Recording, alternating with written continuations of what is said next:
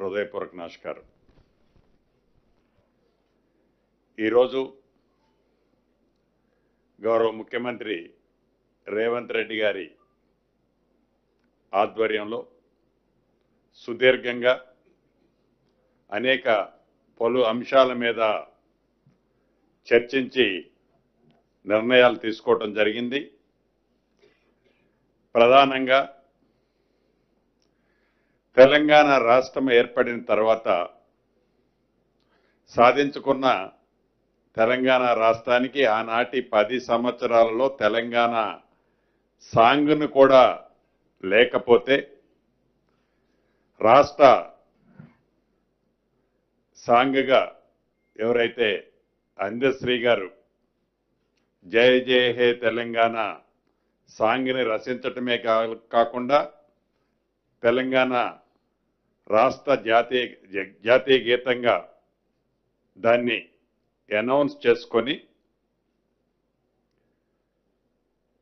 కొద్ది నెలల్లోనే వారి మధ్య అకస్మాత్తుగా మన మధ్య నుంచి దూరంగా కానరాని లోకానికి వెళ్ళటం జరిగింది. ఆ కుటుంబానికి ఈ రాష్ట్ర ప్రభుత్వం, రాష్ట్ర ప్రజలు రుణపడి ఉన్నారు. ఆ రుణాన్ని ఉడతా భక్తిగా తీర్చుకోవాలి అని ఈరోజు కేబినెట్లో వారి కుమారుడు దత్తసాయి గారికి డిగ్రీ కాలేజ్ అసిస్టెంట్ ప్రొఫెసర్గా రాష్ట్ర కేబినెట్ ఉద్యోగాన్ని ఆమోదించటం జరిగింది. అదే రకంగా ఎక్కడైతే అందశ్రీ గారి అంతిమంగా ఏర్పాటు చేసిన ఆ ప్రదేశాన్ని ఒక స్మృతి వనంగా కూడా ఏర్పాటు చేసే అంశాన్ని కూడా రాష్ట్ర కేబినెట్ తీర్మానించటమే కాకుండా ప్రతి పాఠ్య పుస్తకంలో ఫ్రంట్ పేజీలో అందశ్రీ గారు ఏదైతే రచించారో జయ జయ హే తెలంగాణ గీతాన్ని కూడా ప్రతి టెక్స్ట్ బుక్లో ఫస్ట్ పేజీలో ప్రింట్ చేయాలని రాష్ట్ర కేబినెట్ తీర్మానం చేయటం జరిగింది. అదే రకంగా ఇంతకుముందు మా సహచార మంత్రులు వివేక్ గారు వచ్చి మాట్లాడిపోయారు. ఆ అంశానికి సంబంధించి కూడా రాష్ట్ర వ్యాప్తంగా ఉన్న 4 లక్షల మంది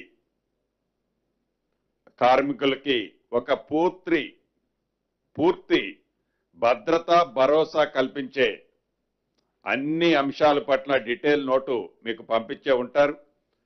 దాని పట్ల కూడా రాష్ట్ర కేబినెట్ మా నాయకులు రాహుల్ గాంధీ గారి ఆలోచనలకు అనుగుణంగా వారికి పూర్తి భద్రత కల్పించే విధంగా 4 లక్షల మంది, సుమారు 4 లక్షల మందిలో 3 లక్షల మంది వరకు హైదరాబాదు ఈ జిహెచ్ఎంసీ పరిధిలోనే నివసిస్తారు. వారందరికీ పూర్తి రక్షణ, భద్రత, భరోసా కల్పించే విధంగా ఈరోజు చట్టాన్ని కూడా కేబినెట్ ఆమోదించడం జరిగింది.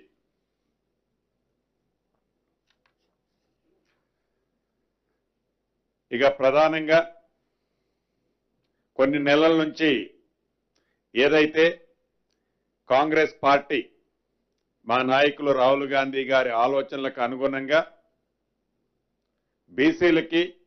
బీసీ కుటుంబ సభ్యులందరికీ స్థానిక సంస్థలలో 42% రిజర్వేషన్ కల్పించి ఎన్నికలకు పోవాలని రాష్ట్ర కేబినెట్ అప్రూవ్ చేసి అసెంబ్లీలో పాస్ చేసుకొని బిల్లుని అది గవర్నర్ గారికి పంపితే అది గవర్నర్ గారి దగ్గరే హోల్డ్ అయింది. అయినా కూడా ఆర్డినెన్స్ తీసుకొచ్చి ఆర్డినెన్స్ ప్రకారం ఎలక్షన్కి పోయినప్పుడు కొంతమంది ఛాలెంజ్ చేసిన దాని ప్రకారం రాష్ట్ర హైకోర్టు దాన్ని స్టే విధించడం జరిగింది. స్టే విధించిన తర్వాత మళ్ళీ సుప్రీంకోర్టుకి ప్రభుత్వం అప్రోచ్ అవటం, ఆ కేసు సుప్రీంకోర్టులో డిస్మిస్ అయిన సంగతి కూడా మీ అందరికీ తెలిసిందే. చిత్తశుద్ధితో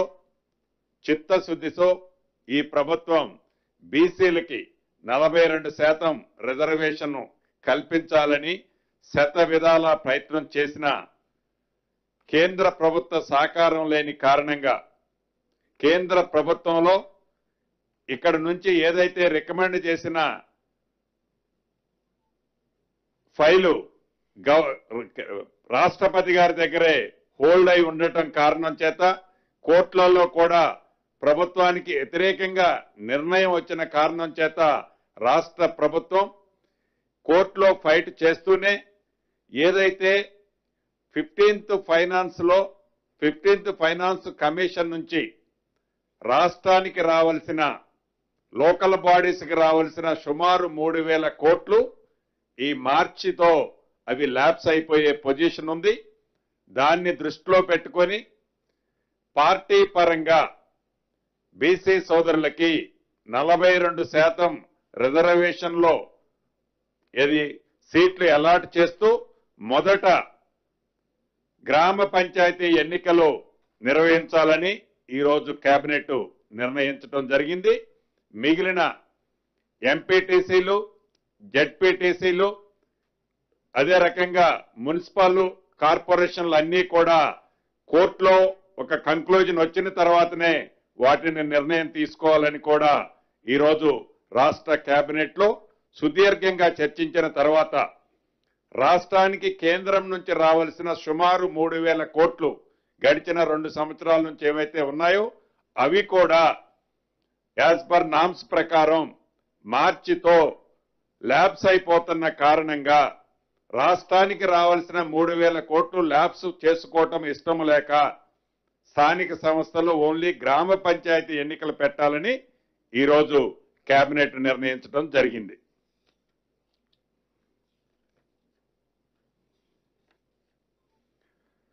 అదే రకంగా ఎస్ఆర్ఎస్పి స్టేజ్ 2 మెయిన్ కెనాల్కి రామిరెడ్డి దామోదర్ రెడ్డి గారి పేరును కూడా గతంలోనే గౌరవ ముఖ్యమంత్రి గారు స్థానిక ప్రజల కోరిక మేరకు ఆ జిల్లా ప్రజాప్రతినిధుల కోరిక మేరకు ఏదైతే అభ్యర్థించారో ఆ అభ్యర్థిని అక్కడ స్టేజీ మీద అనౌన్స్ చేశారు.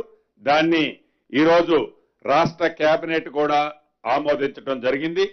అదే రకంగా ఏదైతే ఔటర్ రింగ్ రోడ్డుకి ఓఆర్ఆర్ కి ఇన్నర్ సైడ్ ఉన్న ఏవైతే ఇండస్ట్రీస్ ఉండి ఆ ఇండస్ట్రీలు వివిధ కారణాల చేత షట్ డౌన్ ఉండి ఇండస్ట్రీస్ ఉండొద్దు అని కొన్ని నియమ నిబంధనలు outer ring road inner side industries ఉండొద్దని నియమ నిబంధనలు ఉన్నాయి.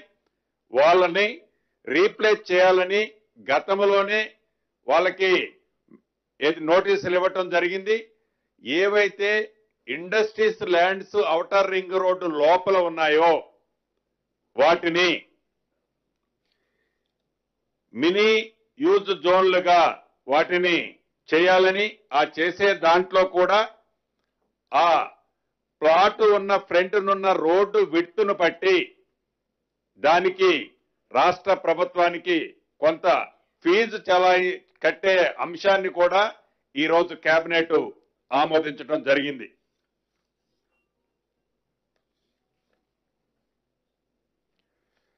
ఇక డిసెంబర్ 9 నాటికి ఈ ప్రజా ప్రభుత్వం ఇందిరమ్మ ప్రభుత్వం ఏర్పడి 2 సంవత్సరాలు పూర్తి కావస్తుంది. ఈ 2 సంవత్సరాల్లో పేదవాళ్ల కోసం సంక్షేమ కార్యక్రమాలతో పాటు రాష్ట్ర అభివృద్ధితో పాటు హైదరాబాద్ కోర్ ప్రాంతంలో అనేక అభివృద్ధి కార్యక్రమాలు ఏవైతే చేపట్టామో వీటన్నిటితో పాటు ఇండస్ట్రీల పాలసీని గతంలోనే అనౌన్స్ చేశాం.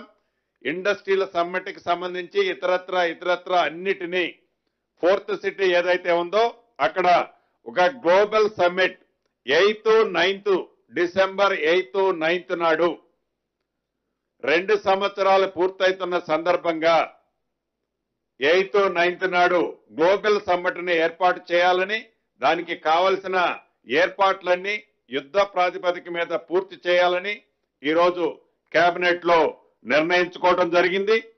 అదే రకంగా డిసెంబర్ 9 నాడు తెలంగాణ రేజింగ్ 2047 విజన్ డాక్యుమెంట్ ని కూడా ఆవిష్కరించాలని రాష్ట్ర కేబినెట్ ఈరోజు కేబినెట్ లో నిర్ణయం తీసుకోవడం జరిగింది. ఇక దురదృష్టకరమైన సంఘటన ఏదైతే తెల్లవారుజామున సౌదీ అరేబియాలో జరిగిందో దానికి సంబంధించింది మా పెద్దన్న షబీర్ అలీ గారిని దాని గురించి మాట్లాడవలసిందిగా కోరుతున్నాను.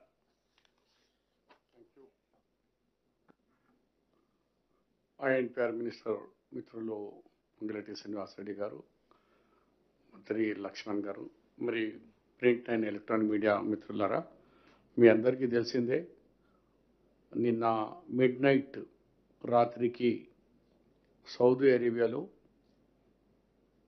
హజ్కు సంబంధించిన ఉమ్రా యాత్రికులు హైదరాబాద్కు సంబంధించిన 45 మంది హోలీ మక్కా నుంచి మదీనాకు పోయేటప్పుడు మదీనా కంటే కొద్దిగా 25 కిలోమీటర్ ముందే ఒక బస్సు ట్యాంకర్తో యాక్సిడెంట్ కావడం వల్ల 45లో 44 వ్యక్తులు అక్కడనే కాలిపోయి మరణం జరిగింది. దాన్ని రాష్ట్ర ప్రభుత్వం గౌరవ ముఖ్యమంత్రి గారికి ఫస్ట్ ఈ సంఘటన రాగానే మా అందరి సోకు కూడా తెలిసి తెప్పి చనిపోయిన వాళ్ళ ఇంటికి వెళ్ళి వాళ్ళ అభిప్రాయాలు తెలుసుకొని మరి ఏ విధంగా అంత్యక్రియలు చేయాలో అక్కడ చేసుకుంటారా ఇక్కడ చేసుకుంటారా ఎట్లా చేసుకుంటారు ఆ విషయాలు మీరందరూ వెళ్ళి చేసుకొని వాళ్ళకు కూడా కాల్ ఇవ్వడం, వాళ్ళ కుటుంబ వ్యక్తులతో మాట్లాడిన తర్వాత ఎక్కువ మట్టుకు వాళ్ళందరూ కూడా ఆ పవిత్రమైన స్థలం ఉంది మదీనా కాబట్టి అక్కడిని చేస్తే మాకు బాగుంటుంది అన్నట్టు కూడా చాలామంది అనుకుంటున్నారు. ఎనీహౌ రాష్ట్ర ప్రభుత్వం గౌరవ ముఖ్యమంత్రి గారు డైరెక్ట్గా కేంద్ర మంత్రితో అక్కడ కేంద్ర ప్రభుత్వంతో అక్కడ ఎంబసీతో డైరెక్ట్ మాట్లాడడం జరిగింది.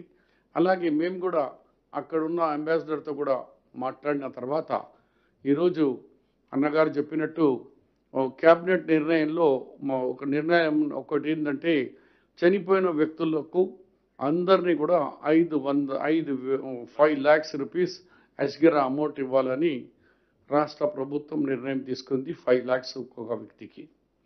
రెండో నిర్ణయం అంటే కోఆర్డినేషన్ చేసేందుకు ఒక హై లెవెల్ డెలిగేషన్ పంపించడం జరిగింది. దాంట్లో మైనార్టీ వెల్ఫేర్ మినిస్టర్గా ఉన్న అజరుద్దీన్ గారు, నాంపల్లి ఏరియాలో ఎక్కువగా చనిపోయినందుకు అక్కడ స్థానిక ఎంఐఎం ఎమ్మెల్యే మాజిద్ హుసేన్ గారు మరియు గవర్నమెంట్ పరంగా మైనార్టీ వెల్ఫేర్ సెక్రటరీ డెలిగేషన్ పంపించి వాళ్ళు ఫ్యామిలీ మెంబర్స్కు సౌదీ గవర్నమెంట్కు ఇండియన్ గవర్నమెంట్ మధ్యలో కోఆర్డినేషన్ చేసి వాళ్ళకు కావాల్సిన ఏర్పాట్లన్నీ వాళ్ళు చేయాలని అనుకొని అలాగే మూడోది ఎవరు వాళ్ళు చనిపోయిన ఫ్యామిలీస్ తరఫు నుంచి ఇక్కడ దగ్గర బంధువులు ఎవరు ఉన్నారో పోయే వాళ్లకు ఒక ఫ్యామిలీకు ఇక్కడ మన హైదరాబాద్ నుంచి ఇద్దరికి మన తెలంగాణ ప్రభుత్వమే మా గవర్నమెంట్ ఖర్చుతోనే అక్కడ మదీనా షరీఫ్కు పంపించి సౌదీ అరేబియాలో వాళ్ళకు పోని ఖర్చు కానీ ఉండే ఏర్పాట్లు కూడా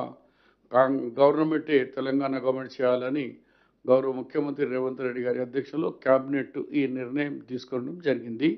ఇప్పటికే వాళ్ళ చుట్టాల తరఫు నుంచి బంధువుల తరఫు నుంచి మాకు 44 పాస్పోర్ట్ కూడా వచ్చినాయి. వాళ్ళకి కూడా ఇమ్మీడియట్లీ విజాస్కు ప్రాసెస్కు మొదలుపెట్టే మా government GAD and Haj committee వాళ్ళు ప్రయత్నాలు మొదలుపెట్టించినారు.